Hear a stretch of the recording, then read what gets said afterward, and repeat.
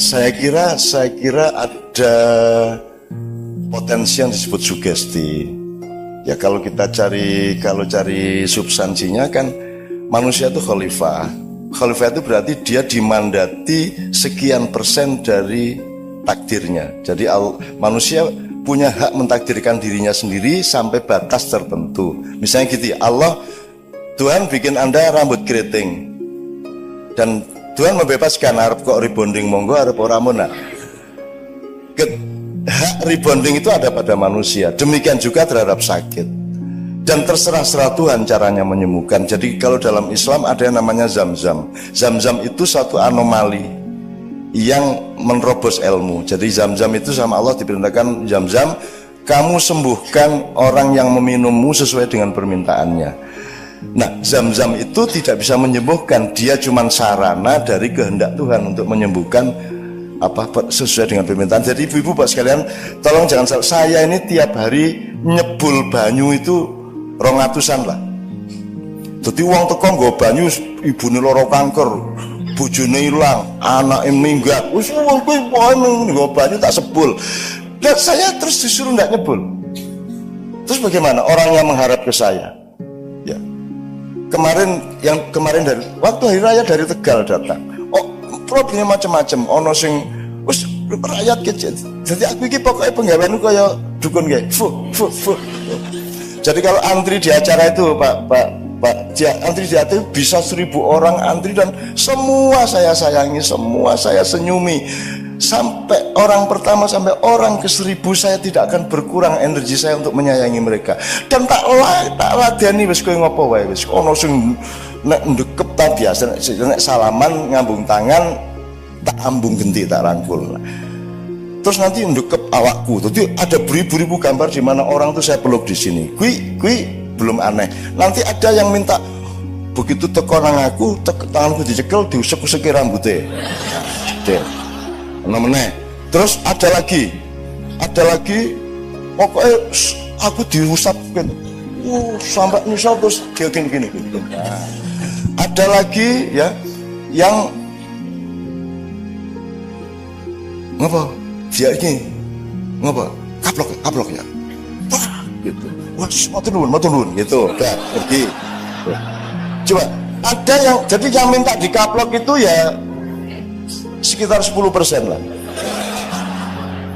Orang mana yang diketak ini apa lagi ketak dia jual aku loh. Saya apa yang saya lakukan?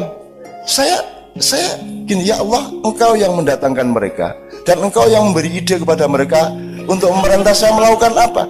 Saya lakukan apa yang Engkau perintahkan, tapi Engkau yang bertanggung jawab. Betul enggak? Betul enggak? Rasional enggak? Karena toh saya tidak mampu menyembuhkan, saya itu cuma melakukan apa yang Allah perintahkan. Allah yang bertanggung jawab menyembuhkan, kan gitu. Dan saya ngomong gitu betul-betul sampai sing iso sampean.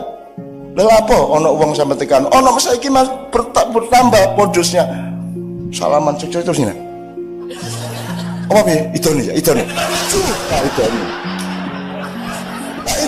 Mas aku gak ngel-ngel ngono ae kok repot. Tak idoni ngono. Tuh, ono meneh sing wis pokoke ambung tak ambung pipine. Terus dhek ngambung pipiku. Terus wis apa wae. Iki sing paling medeni iki sing nek meteng iki. Datang, Cak. Iki bojoku wis 6 tahun durung meteng. Terus karepmu piye? Aku kon ngetengi. Ya iki, Pak. Ya Allah rakyat, ini semua peristiwa kemesraan. Saya mohon para dokter mesra sama pasiennya, karena itu sumber utama penyembuhan. Bukan mesra secara pribadi, mesra secara ketuhanan dan sosial. Jadi kita iklimnya itu iklim kemesraan, itu akan cepat membuat Tuhan menyembuhkan pasien kita. Ya, kui ono meneh sing nek wis meteng kae, wah aku sing paling seneng ki nek wis wong meteng diterke bojone sing ngene iki terus, Cak, tolong Cak, anak saya diusap, didoakan itu wis ngene ngono piye meneh.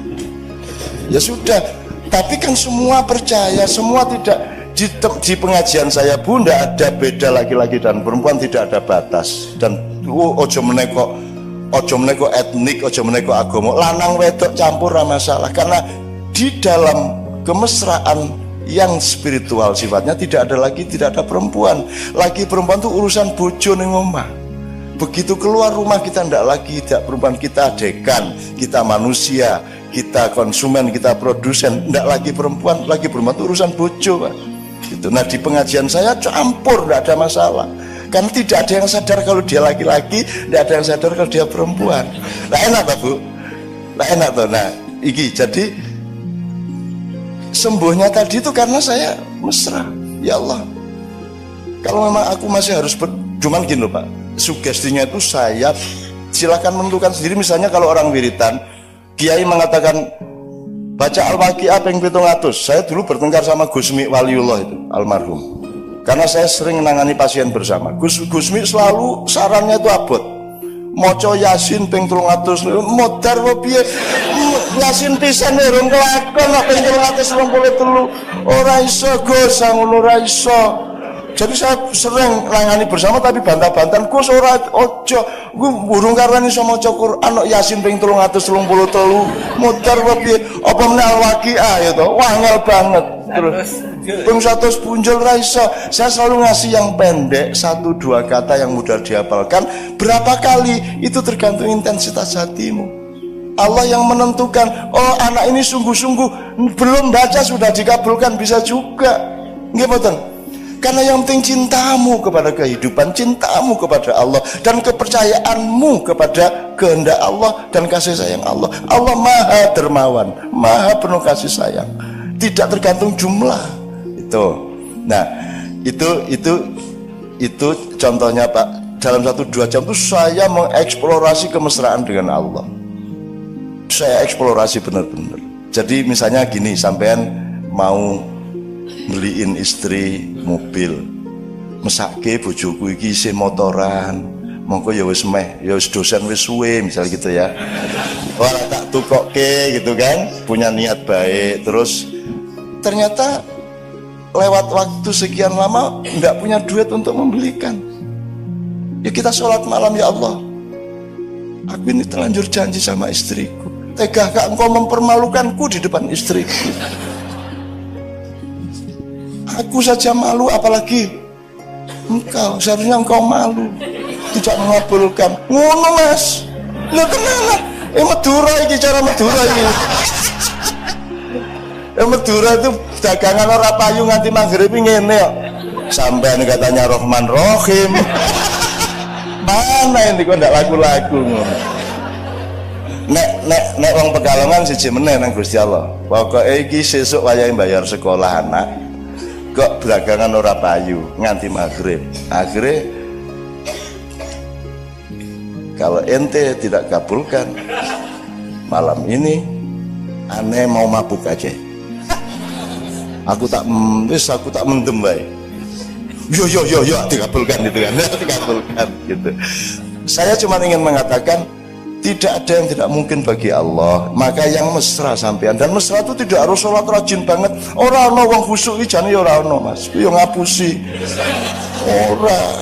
Sayyidina Ali pernah menjadi pemenang lomba sholat khusyuk. Jurinya Nabi Muhammad. Jadi semua sahabat sholat, Nabi Muhammad itu sing ora kowe sholat to. Terus Nabi Muhammad kan pawang ngetokke apa tawon, sebuah pokoknya mukulis, pokoknya sholatnya supaya terganggu. Tapi Ali khusyuk, Ali bin Abi Thalib khusyuk, mantune dhewe. Sampai akhirnya Ali top tenan, tidak terganggu oleh apapun, ada bom, ada gunung meletus, Ali tidak terganggu. Akhirnya dia kandidat juara. Nah sikap saya mulai malaikat itu salah apa benar ya? Monggo.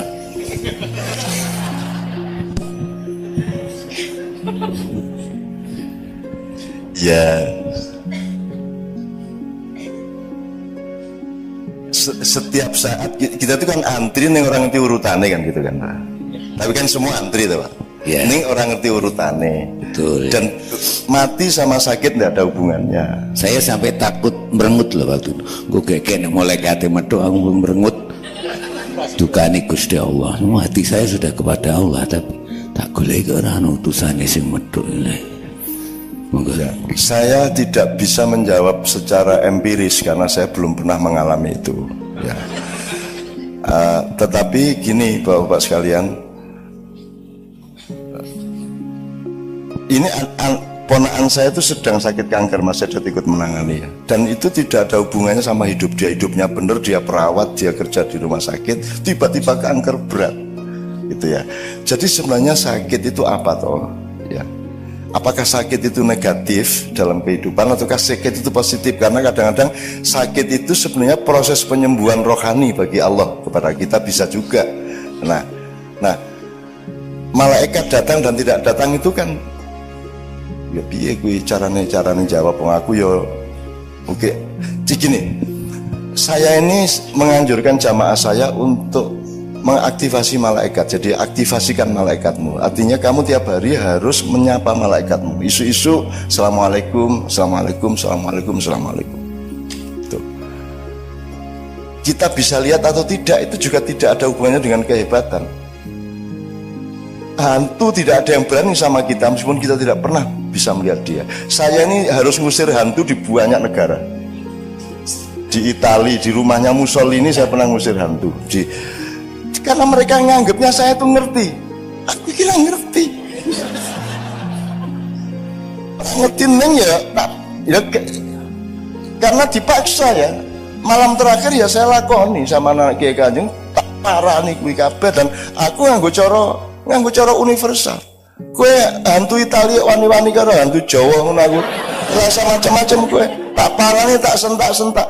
Dan teman-teman pingsan-pingsan karena saya tuh ditawur sama makhluk-makhluk macam-macam di sana. Tapi saya tidak merasa, aku tidak bisa ndelok saya. Pokoknya aku teko tak paling gue rasa macam-macam ya. Iki konco-koncoku kabeh ning kene. Engko nek kowe macam-macam aku rene meneh ya. Rasa macam-macam. Ayo wani. Wani ngetok nang aku tak tonyo tenan gitu. Jadi tidak pernah ada hantu berani menampakkan diri ke saya. Jin, rawani. Kalau ada orang kesurupan sebut nama saya. Loh, ini serius sih. Gue tak akan lagi Cak Nun loh, terus ngene gitu ya. Nanti ya wes terus rumah ya. Silahkan praktekkan. Bukan apa-apa, saya itu sayang sama mereka dan mereka kalau pengajian mereka datang ke saya. Di pengajian saya itu jin banyak sekali datang.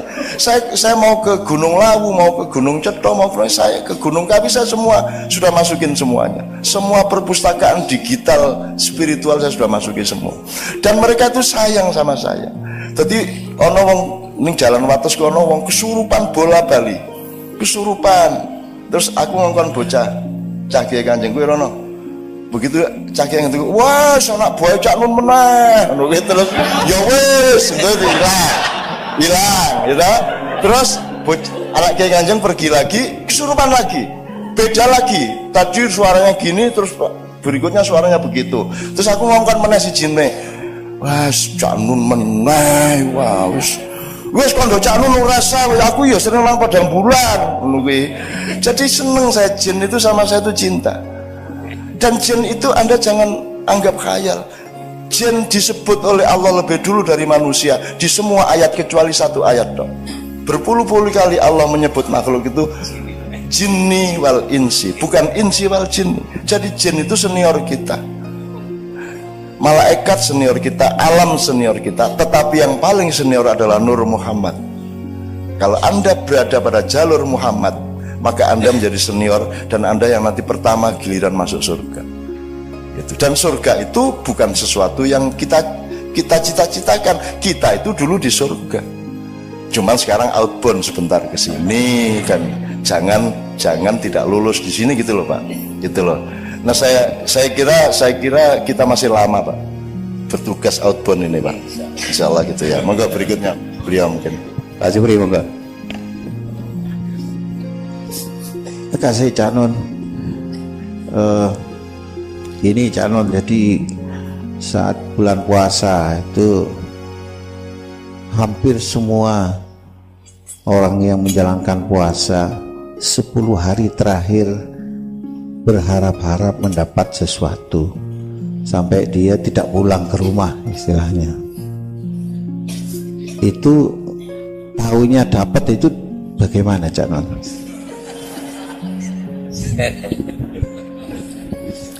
Ya gini, jadi tadi kan saya bilang ada 6 evolusi tadi ya Bu ya. Jadi kita ini sudah di evolusi keempat, tapi kita berpikirnya masih pra-4. Jadi kita masih berpikirnya materi. Jadi kalau ngomong surga, kita bayangkan itu jasad. Kita bayangkan pahala itu adalah tambahan duit, tambahan emas. Kan gitu. Jadi cara berpikir kita masih materialistik. Bahkan kita bersedekah ingin mendapat balasan berlipat-lipat, kan gitu. Jadi kita ini masih berpikir kapitalis. Jadi kalau Lailatul Qadar di 10 hari terakhir itu kita bayangkan mbuh emas, mbuh duit oke, mbuh untuk lotre, kan begitu. Jadi kita masih berpikir materialistik. Dan itu ya enggak apa-apa, tetapi menurut saya itu rugi. Kalau Lailatul Qadar itu gini, soal cara berpikir, dia disebut Lailatul Qadar itu ya tanazzalul malaikati warruhu fiha bi'idzni rabbihim min kulli amrin salamun hiya hatta matla'il fajr. Dia disebut Lailatul Qadar itu karena malam itu Al-Qur'an diturunkan. Kan begitu. Lah kurang apa Lailatul Qadar? Kapan tidak Lailatul Qadar dalam hidup ini? Kamu lihat dirimu. Coba. Kamu lihat sih. Saya bilang tanya sama Pak Edot, hidup itu jatah usia apa jatah jumlah detak jantung? Jadi olahraga lari pagi, olahraga jantung itu jangan-jangan mempercepat loh. Karena urusannya itu jatah detak kok. Jumlah detak jantungnya berapa, jangan-jangan kan gitu. Dan saya ini lagi misalnya dek itu berapa kali, setiap orang ditulis di Lauhul Mahfuz, kamu sekian kali, kamu sekian kali. Nah nek kau mau olahraga, wah jadi cepet. Makanya saya tidak pernah olahraga. Dan saya tidak pernah mau cemas, saya tidak pernah mau panik. Ya, saya menghadapi apapun saya tidak berubah ritme saya. Saya tidak mau. Jadi misalnya oleh rasa sakit aja saya tidak mau ditindas. Rasa sakit itu saya taruh di situ, misalnya ini pijat refleksi katanya sakit. Wis kuwi dudulun sak nek jadi nek aku rasa wis ora krasa wis aku. Wis to, dudulun sak karepmu. Lara ning aku ora kalah karo laraku. Wis dadi modar kowe ngene-ngene bisa kok ora apa-apa ya. Lho, ora aku iki lara ning aku iso ngatasi lara. Larane ning kono jarine ya. Ngono. Lara Pak, tapi saya ambil jarak dari sakit. Itu ya, ini saya melebarkan ke sini supaya kita tuh jangan kapitalistik terhadap Lailatul Qadar. Kurang apa? Puasa aja kok nunggu Ramadan. Hidup adalah puasa, hidup itu dosis, hidup itu menahan diri, hidup itu ngerti kapan makan, ngerti kapan berhenti makan, ngerti makan apa, ngerti makan seberapa. That is life. Hidup itu dosis, kan gitu. Nah, Lailatul Qadar anytime Lailatul Qadar kalau saya. Wong malam Qadar, arti momentum di mana ada Qadar. Hidup adalah qadha dan qadar. Apa bedanya? Kan rukun iman itu. Apa bedanya qadha sama qadar? Qadha itu default, kalau qadar itu custom. Kan gitu. Jadi default kita sudah kita terima selama ini bahwa kalau nek jare wong Jawa ngunduh wa ing pakarti. Ya. Karma atau innama alusrius wa may ya'mal mithqala dzarratin khairan yarah, kemudian sarra yarah. Itu sudah pasti, itu qadha. Nah, sekarang qadar ini dinamis. Dan qadar ini kamu jangan jadi objek, Anda subjeknya. Jadi saya tuh tidak pernah, kemarin saya selama 2 hari saya nulis 40 tulisan. Saya setorkan ke anak-anak Kadipiro. Itu saya nulis itu enggak mikir. Karena saya tidak punya tugas untuk berpikir. Yang punya tugas berpikir itu pikiran saya. Soal kaya, nggih. Terus aku tangi turu, tak tike ya, nggih. Terus aku ngetik, iki sing dikte. Enggak pakai energi. Makanya di kedokteran juga kan mestinya ada komprehensi terhadap dimensi-dimensi ilmu yang lain di kedokteran, tidak hanya fisiologis, ada banyak kemungkinan yang lain. Misalnya manajemen tenaga. Orang acara saya itu kan rata-rata 8 jam Bu, dan saya duduk tahiyat itu. Wis pokoknya Kapol Reso, Kapol Daud, Kopasuso gue ratahan lungguh karo aku. Mulanya aku begitu, Pak sampean lungguh sak karep sampean ora sak kaya aku. Nah aku mesti lungguh kaya tahiyat kae. Itu berjam-jam, gitu kan. Asam urat ndasmu wani apa kowe karo aku? Ora iso, wong aku lungguh kaya ngene asam urat ora iso asam urat. Asam urat itu anggota saya, kamu kalau saya izinkan kamu boleh, kalau enggak gitu. Nah, itu dimensi ilmu apa Bapak sekalian? Siapa yang berkuasa atas kesembuhan? Kenapa engkau tidak mencari sebanyak mungkin tali dengan yang maha mentakdirkan, yang maha memiliki qadar? Qadar itu kata bendanya, takdir itu masdarnya atau adjektifnya. Takdir adalah pengqadaran. Ya. Nah, Anda dikasih limpahan oleh Allah untuk mentakdirkan diri Anda sendiri. Jadi kalau Anda malam Ramadan, Anda tinggal memetik. Cuman kan masalahnya kamu itu pamrih, pengen emas, pengen duit lebih banyak. Dan itu Allah tersinggung. Kamu kok tidak percaya sama saya? Jadi orang berdoa itu kadang-kadang dilematis Bu. Kalau kita minta ya Allah, ya Allahumma itu orang dungu nanti setengah jam. Allah dibacain makalah, ya Allah ini Indonesia sedang mengalami makalah ya. Ini ada konflik antar ini ya Allah, ini ada kriminalisasi ulama ya Allah. Wah ini wes roh cari Gusti Allah, wes roh aku mah kuasa gitu kan. Ndonga kok cek dawane gitu kan. Terus ya Allah kuatkanlah iman kami gini buawan jaluk. Terus Allah mengatakan gini, kamu itu kurang apa tiap hari saya kasih? Minta terus banyak sekali permintaan kamu gitu kan kalau kita berdoa. Terus akhirnya kita takut, ya sudah saya tidak berdoa, terserah Allah aja. Dapat 3 hari kita tidak berdoa, Allah bilang lagi, kok sombong gue lanjaluk kan tidak. Iya gitu Mas. Yang benar yang mana Mas? Berdoa apa tidak? Kalau berdoa Anda bilang saya kurang apa ngasih kamu? Kamu tidak usah ngatur detak jantung, saya bikin dan jantungmu berdetak. Kamu tidak bisa berkuasa atas detak jantungmu. Kamu masih minta. Tapi kalau nggak minta, dia bilang tumben nggak minta. Terus ud'uni astajib lakum kata Allah. Jadi yang mana ini? Nah itu namanya dosis Bu. Kita masing-masing yang mengerti kapan kita minta, wajar apa tidak permintaan kita, dosisnya tepat apa tidak, kan begitu masalahnya. Itu. Nah jadi Lailatul Qadar itu kalau saran saya itu anytime. Siang malam tidak hanya berdasarkan matahari. Hatimu sering siang di malam hari dan hatimu sering malam di siang hari. Betul nggak Bu? Anda menghadapi pasien itu malam apa siang Pak Den? Malam adalah tidak tahu karena gelap, siang adalah terang benderang sehingga kita tahu. Kalau menghadapi pasien itu siang apa malam? Sok siang sok malam. Oh ganti siang karo malamnya. Orang jualan, orang narik taksi, narik ojek, gojek itu kan malam toh Pak. Dia tidak tahu dapat order berapa. Orang jual nasi laku apa itu semua malam. Maka Allah selalu mengatakan subhanalladzi asra bi abdihi lailan. Maha suci Allah yang memperjalankan hambanya di malam hari, tidak ada di siang hari. Artinya selalu di depanmu itu sesuatu yang harus kita cari terus, ijtihad terus, rendah hati terus, golek terus, bisa rumangsa terus kan itu. Bukan rumangsa bisa gitu ya Pak ya.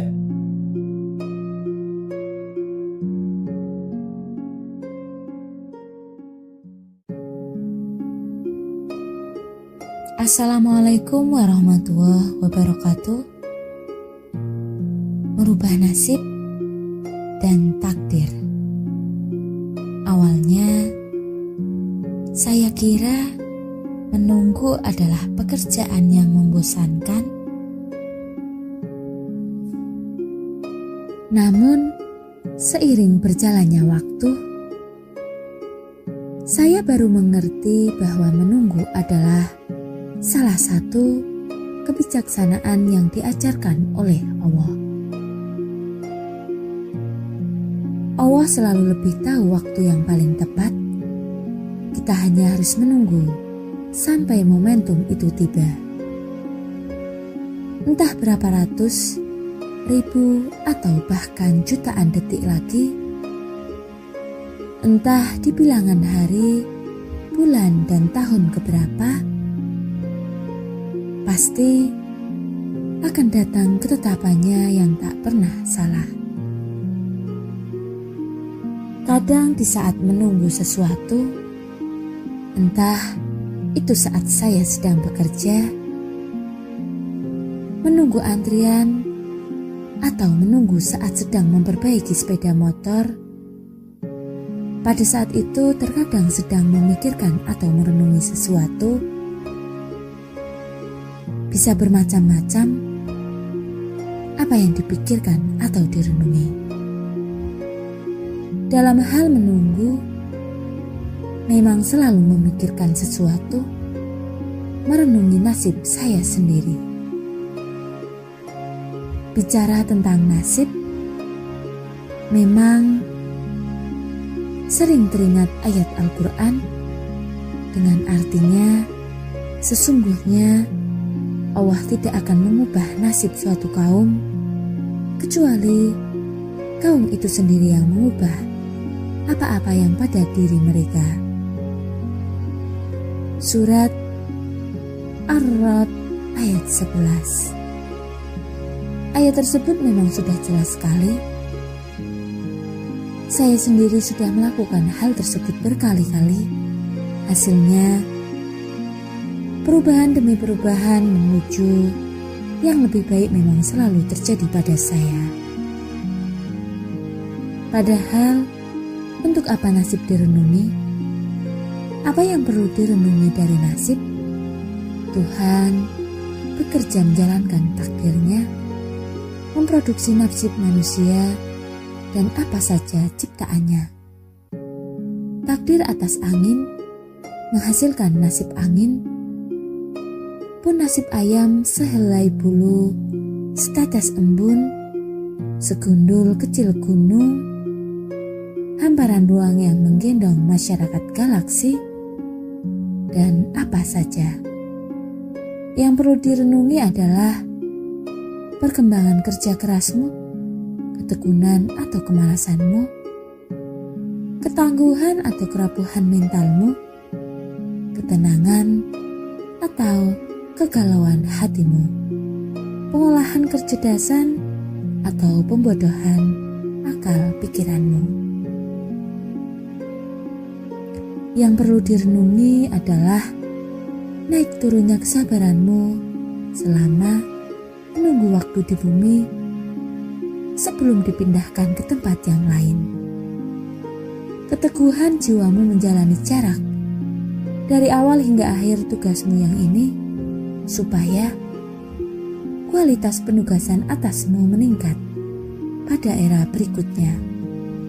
Sesudah kepastian yang untuk sementara disebut kematian. Apa yang perlu direnungi dari nasib? Kesimpulan yang saya dapat dari tulisan Mbah Nun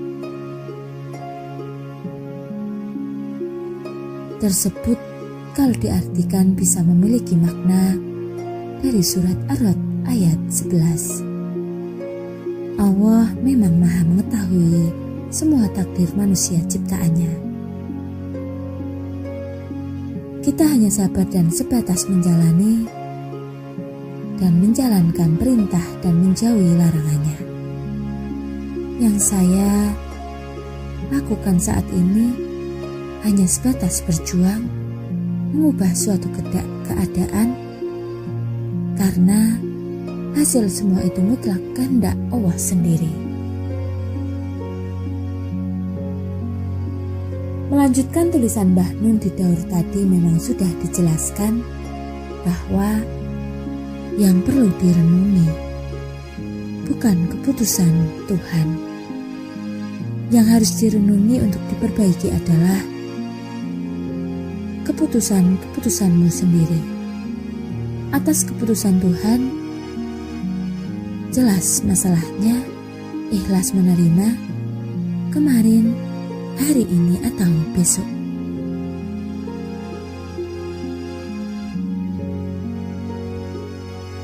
Tidak ada ukuran bodoh, buruk, ataupun apa-apa.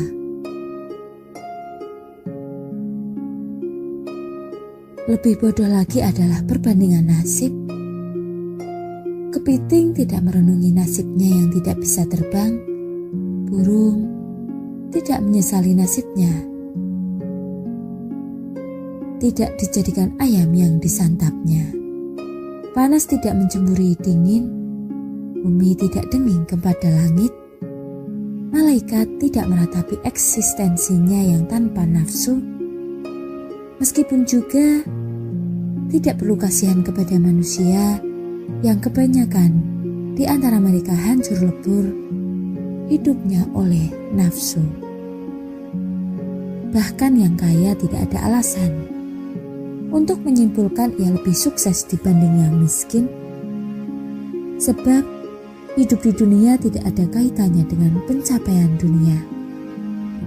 Yang berkarir memuncak dengan jabatan, pangkat, kemasyhuran, dan harta benda tidak perlu bodoh untuk menganggap yang lain yang tidak mencapai itu semua berada di bawahnya, di belakangnya, atau di tempat lain yang marginal. Daur 51. Terkait beberapa sebentar atau lamanya kita harus menunggu, atau nasib saya sendiri, memang saya berpikir Allah punya kebijaksanaan yang cukup untuk menentukannya. Selama ini Allah tidak pernah terlambat. Dia selalu tepat waktu. Lagi pula, sebentar atau lama itu harusnya tak terlalu menjadi masalah. Apalagi tentang nasib kita sendiri, yang terpenting adalah berjuang.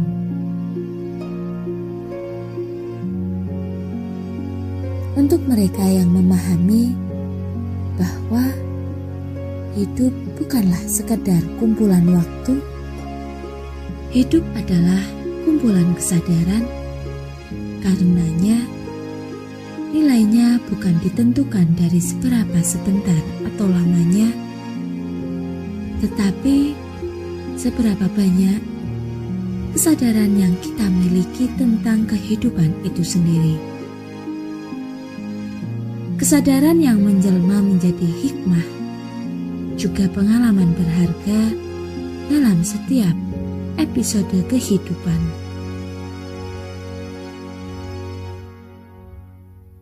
Begitu juga dengan menunggu, bukan seberapa lama waktu menunggu, tetapi tentang seberapa banyak hal berharga yang bisa kita dapatkan dari proses menunggu itu sendiri. Sekian yang dapat kami sampaikan.